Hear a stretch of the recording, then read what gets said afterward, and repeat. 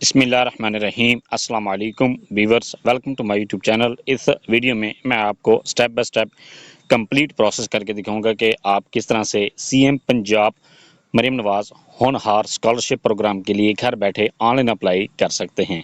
इसके लिए आप अपने मोबाइल, लैपटॉप या कंप्यूटर में गूगल क्रोम को ओपन करें।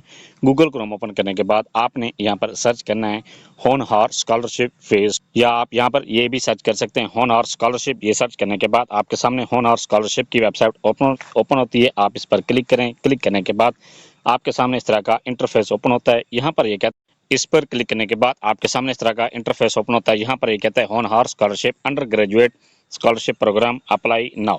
अप्लाई करने से पहले यहाँ पर आप इसकी लास्ट डेट भी चेक कर सकते हैं। लास्ट डेट इसकी है 15 सितंबर 2025 तक आप इसके अप्लाई कर सकते हैं। अभी तक 31 दिन बाकी हैं। न्यू रजिस्ट्रेशन यहाँ ये कहते हैं ओपन है। एलिजिबिलिटी क्राइटेरिया यहाँ पर आप चेक कर सकते हैं कौन कौन इसके लिए अप्लाई कर सकता है। इसके बाद यहाँ पर इसमें होनहार स्कॉलरशिप की कवरेज ये आप चेक कर सकते हैं। इसके बाद रिक्वायर्ड डॉक्यूमेंट्स भी यहाँ पर चेक कर सकते हैं। ये चेक करने के बाद नेक्स्ट है, इसमें अप्लाई करने के लिए यहाँ पर आपके सामने ऑप्शन दे रहा है अप्लाई नाउ। तो आप अप्लाई नाउ के बटन पर क्लिक करें। अप्लाई नाउ के बटन पर क्लिक करने के बाद यहाँ पर कहता है CNC already exist issue do not create new account just go to sign in page and log in. अगर आपने पहले ही अकाउंट या आपने फेज़ 1 में अप्लाई किया था और आप सिलेक्ट नहीं हो सके तो आप फेज़ 2 में अप्लाई कर सकते हैं। क्योंकि आपने फेज़ 1 में अकाउंट क्रिएट किया था तो आपको दोबारा अकाउंट क्रिएट करने की ज़रूरत नहीं है। जस्ट आपने अपना जो पहला यूज़र नेम और पासवर्ड क्रिएट किया था वही आपने इंटर करना है और लॉग इन करना है। अगर आप फ्रेश कैंडिडेट हैं तो फिर आपने अपना अकाउंट क्रिएट करना है। अकाउंट क्रिएट करने के लिए यहाँ पर कहता है चूज़ योर नेशनलिटी। यहाँ पर आप अपनी नेशनलिटी सेलेक्ट करनी है। इसके बाद प्रोवेंस, यहाँ पर आपने अपना प्रोवेंस सेलेक्ट करना है। ये सिर्फ फिलहाल पंजाब प्रोवेंस के लिए है, बाकी प्रोवेंस इसमें अप्लाई नहीं कर सकते।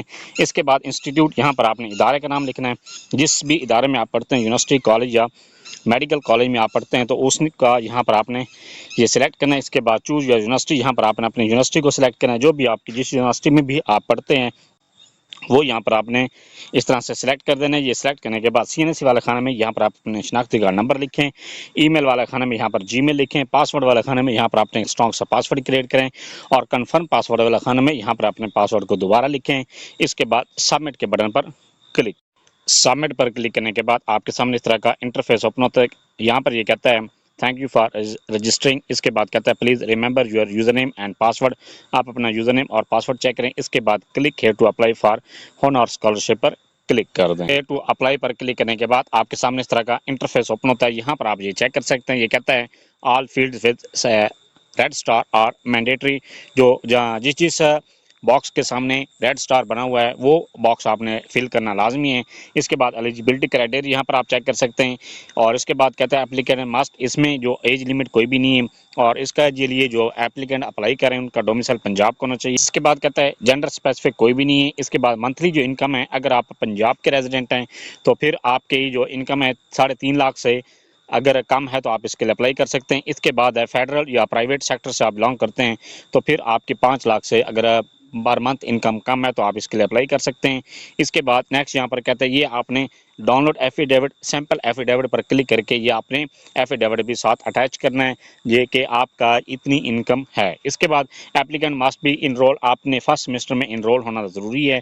इसके बाद scholarship well be awarded on merit base. इसके बाद इसकी मिनिमम जो क्वालिफिकेशन है वो लिखेगी, मिनिमम एफएससी और इंटरमीडिएट। इसके बाद पब्लिक सेक्टर यूनिवर्सिटीज़ या कॉलेजेस में अगर आप एडमिशन लिया हुआ है तो आपकी 70% सेंसस में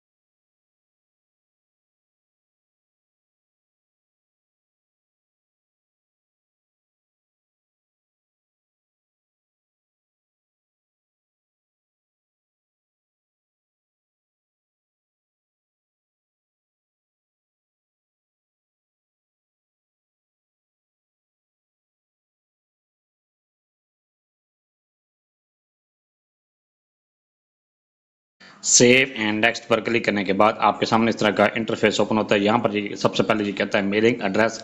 यहाँ पर आपने मेलिंग एड्रेस लिखना है। सबसे पहले कंट्री वाले खाने में यहाँ पर कंट्री सेलेक्ट करें। इसके बाद प्रोविंस वाले खाने में यहाँ पर आपने अपना प्रोविंस सेलेक्ट करना है, जिस प्रोविंस से आप बिलोंग करते हैं। इसके बाद यहाँ पर कहता है डिस्ट्रिक्ट, आपने यहाँ पर डिस्ट्रिक्ट सेलेक्ट करना है, जो भी आपका डिस्ट्रिक्ट है वो यहाँ पर आपने सेलेक्ट कर देना है। इसके बाद सिटी, सिटी वाले खाना में यहाँ पर आपने सिटी सेलेक्ट करना है।